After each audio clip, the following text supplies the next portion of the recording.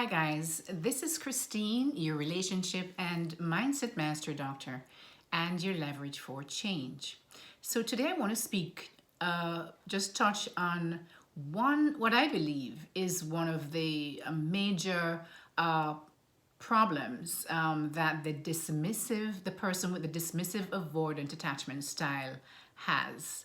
And I believe that actually is kind of like an overarch. It kind of is like an umbrella over which a lot of the other issues for the dismissive avoidant attachment style kind of encompasses, because this problem, this challenge that they have with becoming emotionally connected to people or to individuals, to their partner, to their if we remember, if you've looked at some of my previous videos or other videos on YouTube, the person with a dismissive avoidant attachment style, can come off as being really cold and that always have a feeling.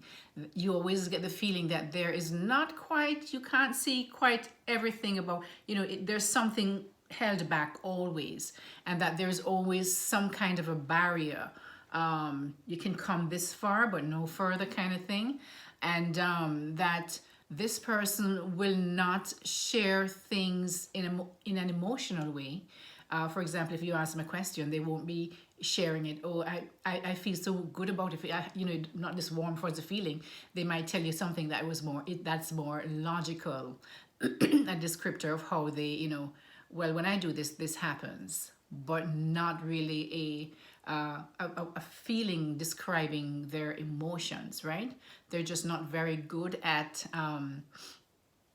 being involved in any kind of any kind of relationship that requires that they kind of be vulnerable or show that emotional part of them, right? So this is one of the biggest challenges, as I say, the inability to kind of have an emotional connection to others. And it is a big challenge for these individuals, because very early in life, they learned to self-soothe. So they were able, unlike the anxious, preoccupied, who never learned to self-soothe, and so they carry their challenges, especially of abandonment, or that kind of a challenge, the trauma that they suffered in childhood. The dismissive avoidant individual, they learned to self-soothe, so they are quite capable of remaining by themselves without any kind of emotional connection.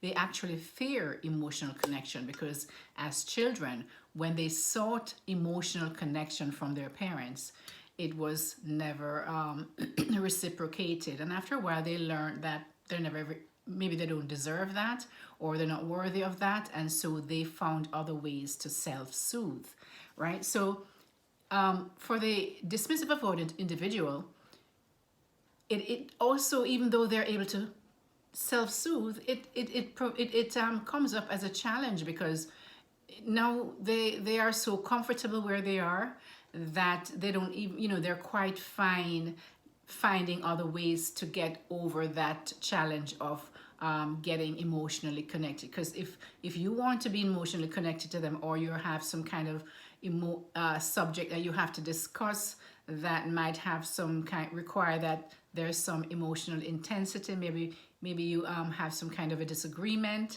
maybe it is that you guys got so close, and the person who is a dismissive avoidant will not like that emotional intensity that closeness requires, and so they might just leave or disappear.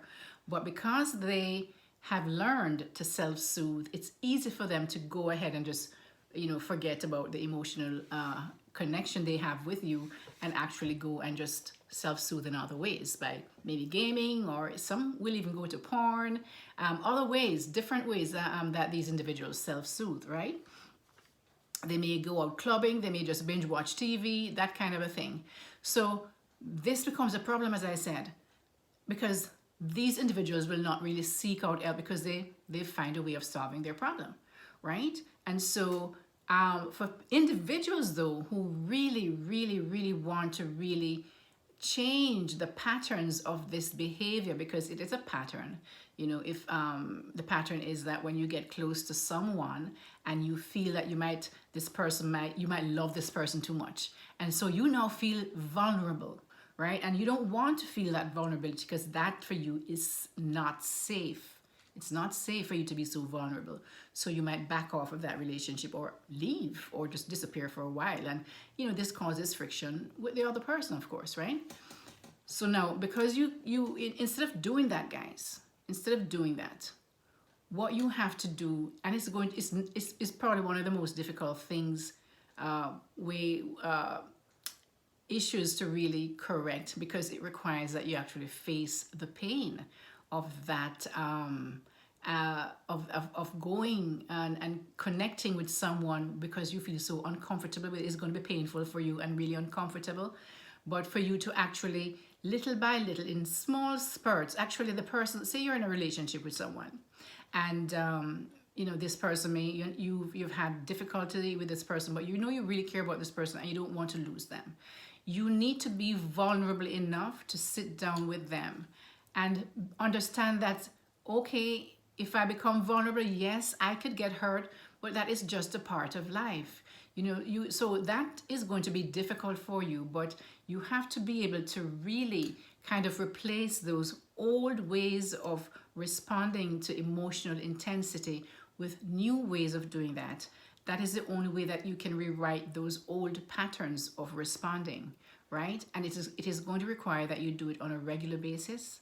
So little by little, you put yourself out there, and you're going to have to be vulnerable, guys. And that's one of the biggest things that I know that someone with a dismissive avoidant attachment style finds like almost impossible to do, right? But if it can be done, but it requires that you really want to change, one, and that you really love this person, care. You don't want to lose this person, right? Because you recognize the patterns that maybe have happened several times in past relationships, and you recognize that if you do the same thing with this person, you're going to lose this person.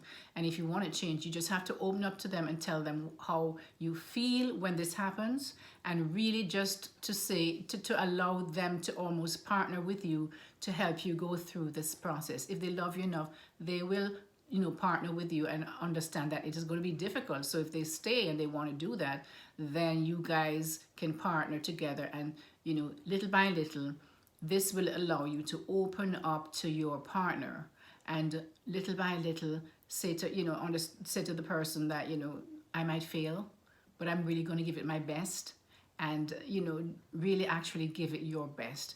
And remember, guys, change only happens by repetition and emotion. Repetition and emotion. So you have to be committed to the change. You can't do it once and expect that it is going to change, right?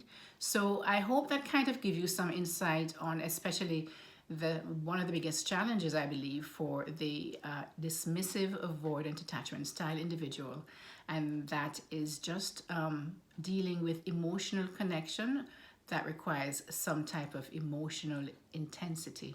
Okay, so guys, this is Christine, your relationship and mindset master doctor, and your leverage for change. Please don't forget to like this video if you learned something, and also to share it with someone that you feel may benefit from this information. In the meantime, guys, until next time, continue growing. Bye-bye.